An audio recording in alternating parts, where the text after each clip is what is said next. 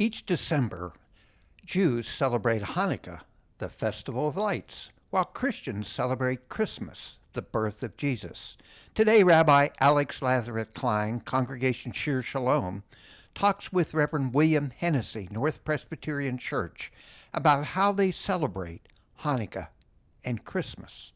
Thanks, Dan. It's great to be with you today, and I'm here with my very, very good friend, Bill Hennessy. We're actually part of sister communities. Right. I'm over at Congregation Shir Shalom, and about a half a mile down the road, Bill Hennessy's Congregation North Presbyterian. Right.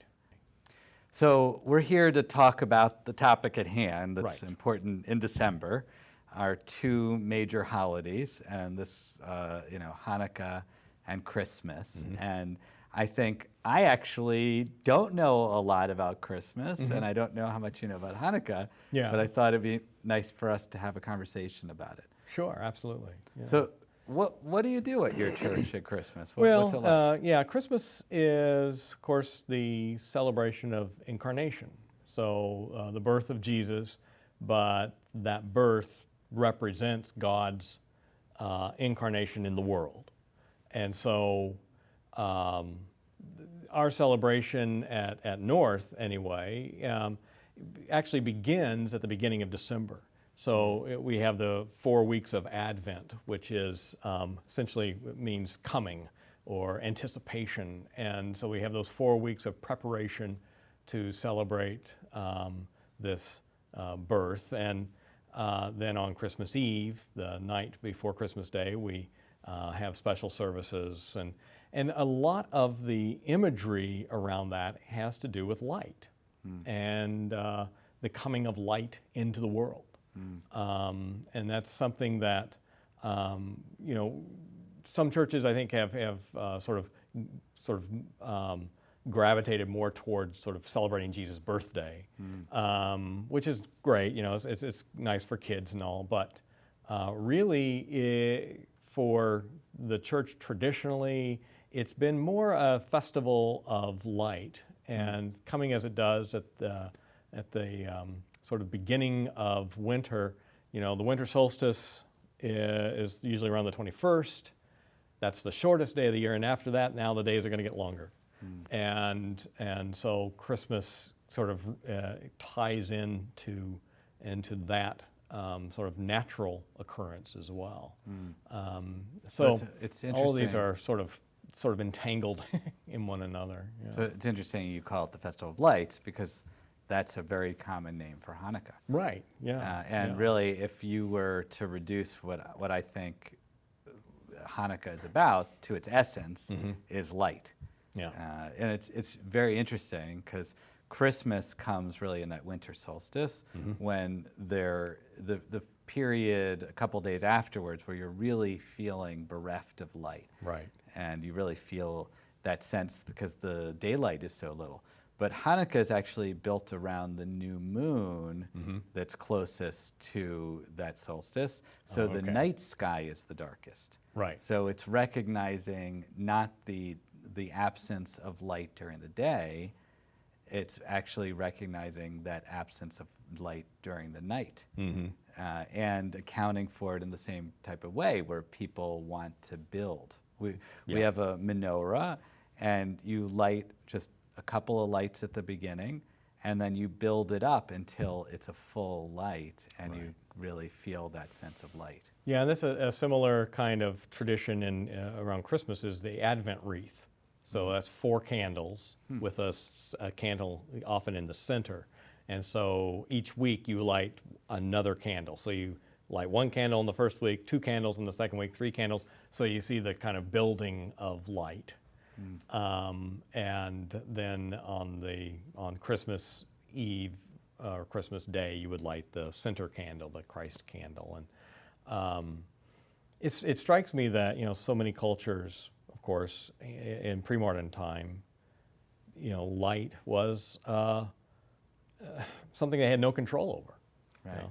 And so we don't relate to that very well anymore because we are able to illuminate spaces anytime we want.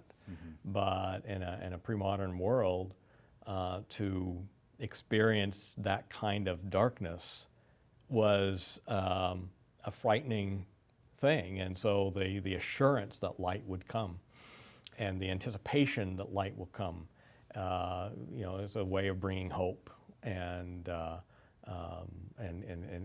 helping folks, I think, to sort of feel as though all isn't lost, that they have something they can look forward to. But I think today we have so much light, Right. but we don't have a lot of candles. We don't Right. have like that natural fire. And Yeah. and so both of the rituals that we have, and what you do and what I do, and a lot of our worship services, which is to light candles.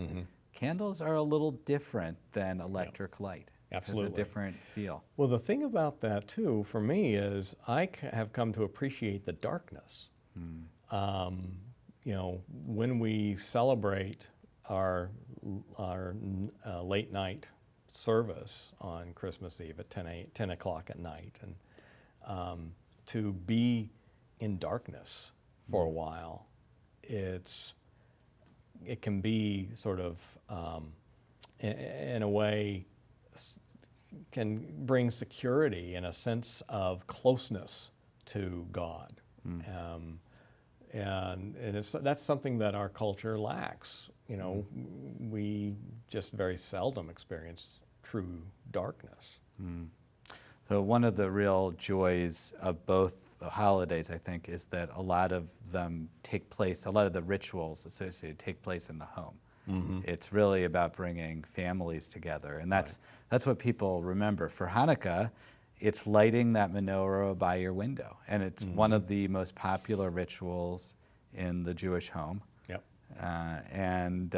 It's it's a very simple thing, just a couple of blessings and lighting the menorah, but it's lighting it in your home. And what does the menorah symbolize?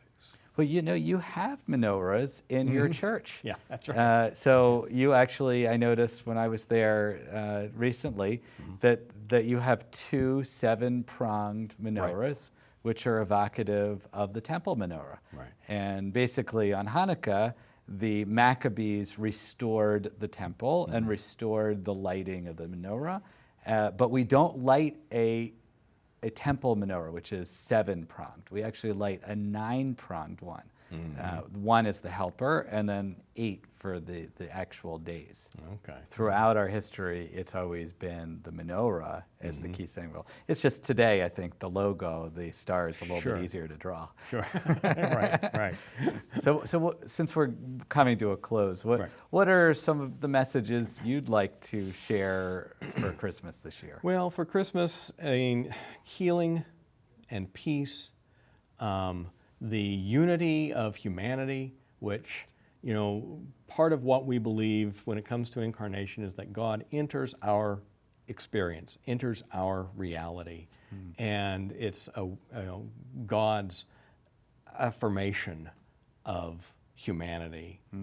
Well, that's what I love about the image of light, because light, it could come in different sources, but it merges together. Right. So you put the Christmas tree, the lights of that, and all the various lights of Christmas and the various lights of Hanukkah, and when they're together, it's all merged together, that feeling of light. Both rituals help to increase the feeling of light around us in a dark time. And it's something we all need. Yes, so true. Something we all long for. Well, what a pleasure it's been with you, Bill, and I'm just gonna wish you a Merry Christmas, if that's okay. And Happy Hanukkah to you. And, I look forward to learning more about your traditions, and I know you do to me as well. Yeah, So. I'm looking forward to it.